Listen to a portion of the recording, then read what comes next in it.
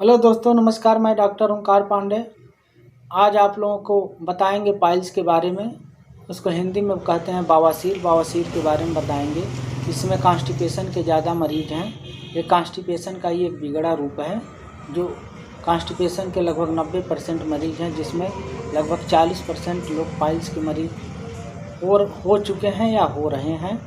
तो चलिए दोस्तों, आज आप लोगों को बताएंगे इसके लक्षण क्या है और ये क्यों होता है, इसका उपचार क्या है और इसमें कौन कौन सी दवाइयाँ चलेंगी। तो शुरू करने से पहले दोस्तों, आप लोगों से एक रिक्वेस्ट है कि जो हमारे चैनल पर नए होंगे प्लीज़ सब्सक्राइब कर लीजिएगा। चलिए अब बताते हैं कि पाइल्स है क्या। पाइल्स दो प्रकार से होता है। एक एक्सटर्नल पाइल्स होता है और दूसरा एक्सटर्नल पाइल्स होता है। इंटरनल पाइल्स जो होता है, इसमें जो होता है आप अपने एनस पे हाथ लगाएंगे तो कुछ आपको दिखाई नहीं देगा और टच करने पे कुछ महसूस नहीं होगा, लेकिन अंदर से लैट्रिन करने पे खून गिरता है। इसको एक्सटर्नल पाइल्स कहते हैं। ये कॉन्स्टिपेशन की वजह से होता है। हमारे पेट साफ नहीं होते हैं, हमारे पेट में हमेशा गैस बना रहता है, हम कॉन्स्टिपेशन के मरीज रहते हैं हमेशा, और भूख कम लगती है, तो ये बीमारी होना शुरू हो जाता है। इसमें लैट्रिन, इस इंटरनल पाइल्स में लैट्रिन तो होती है लेकिन खून के साथ होती है। चलिए दोस्तों, अब बता रहे हैं एक्सटर्नल पाइल्स क्या होता है। तो एक्सटर्नल पाइल्स में हमारे एनएस में जो है एक जो है कि उसमें मस्सा टाइप, जब एनएस पे आप हाथ लगाते हैं तो एक मस्सा टाइप दिखाई देता है और एनएस में सूजन आ जाती है और उसके बाद से लैट्रिन करने में हमको बहुत परेशानी होती है। लैट्रिन कई बार होता है, बार बार जाना पड़ता है, पेट साफ नहीं होता है और उसके साथ साथ खून भी गिरता है, लैट्रिन कड़ा होती है। इसको एक्सटर्नल पाइल्स कहते हैं। इसमें भी गैस बनता है, पेट साफ नहीं होता है, हमारे पेट में हमेशा कब्जियत बनी रहती है और जो हम भोजन करते हैं वो सही से पचता नहीं है, और जब सही से पचता नहीं है तो कॉन्स्टिपेशन का रूप धारण कर देता है और कॉन्स्टिपेशन होते होते ये पाइल्स के रूप में हो जाता है। तो ये हुआ इंटरनल पाइल्स और ये हुआ एक्सटर्नल पाइल्स। दो प्रकार के पाइल्स होते हैं, दोनों का एक ही लक्षण है, गैस बनना, कॉन्स्टिपेशन होना, पेट में कब्ज रहना, भूख नहीं लगना और खून गिरना। कुछ अंतर आपको बताए हैं जो इंटरनल में नहीं होता है, एक्सटर्नल में होता है। इंटरनल में जो इंटरनल पाइल्स होता है उसमें लैट्रिन तो होती है, उसमें दर्द नहीं होता है, लेकिन लैट्रिन के साथ साथ खून गिरता है। और एक्सटर्नल में क्या होता है, एक मस्सा हो जाता है एनस में, और वो मस्सा आदमी जब लैट्रिन नहीं होती है, लैट्रिन बहुत कड़ा होता है और लैट्रिन करने में जोर लगाता है तो हमारे जो एनएस के जो नस हैं वो बाहर निकल जाते हैं और ये मस्सा टाइप के हो जाते हैं। और कॉन्स्टिपेशन की वजह से लैट्रिन बार बार लगता है और साफ पेट नहीं होता है और लैट्रिन के साथ साथ खून आता है। इसको एक्सटर्नल पाइल्स कहते हैं। तो चलिए दोस्तों, आप लोगों को एक नुस्खा बताते हैं पेट साफ करने के लिए।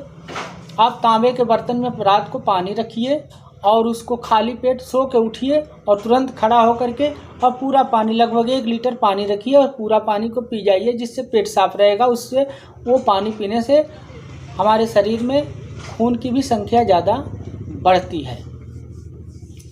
तो ये रहा आपको एक्सटर्नल और इंटरनल पाइल्स। अब इसमें परहेज आपको क्या करना है। परहेज देखिए दोस्तों, मिर्च मसाला और खटाई। मिर्च मसाला और खटाई तो आपको खाना ही नहीं है। मिर्च खा रहे हैं तो हरा मिर्च बहुत कम खाएं, सूखा मिर्च तो आपको खाना ही नहीं है। उसके बाद से देसी घी नहीं खाना है, तली भुनी चीज़ें नहीं खाना है, और जो है गरिष्ठ भोजन न करें, गरिष्ठ भोजन नहीं करना है। और उसके बाद से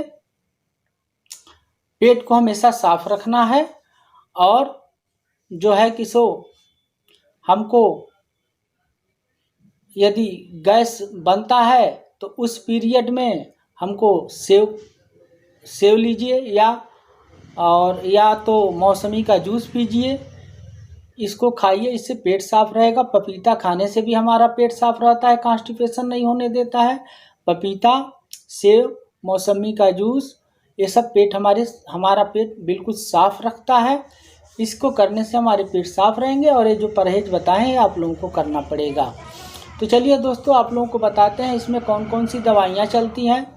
एक्सटर्नल पाइल्स में होता है, एक पाइलेक्स के नाम से दवा आती है, उसको खाया जाता है और उसको OMS-20 के साथ खाइए।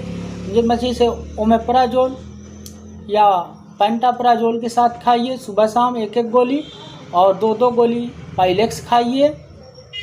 उसके बाद से उसमें यूनिजाइम मिला लीजिए, यूनिजाइम के साथ 3 गोली सुबह शाम खाइए, जिससे आपका भोजन पचेगा भी। यूनिजाइम आपको भोजन को पचाने में काम करता है, वो गैस नहीं बनने देगा। और पेंटाप्राजोल या ओमेप्राजोल आप खा रहे हैं, वो गैस नहीं बनने देगा।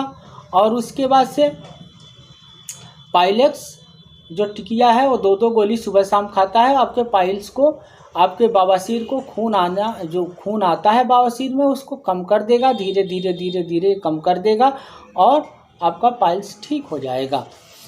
अब चलिए एक्सटर्नल पाइल्स में क्या क्या दवाइयाँ चलती हैं। देखिए दोस्तों, आप लोग जब बार बार लैट्रिन करते हैं, हमारी नसें नीचे जो आ जाती हैं, उसमें मस्सा टाइप जब हो जाता है तो ब्लड सर्कुलेशन नहीं हो पाता है उस मस्से में।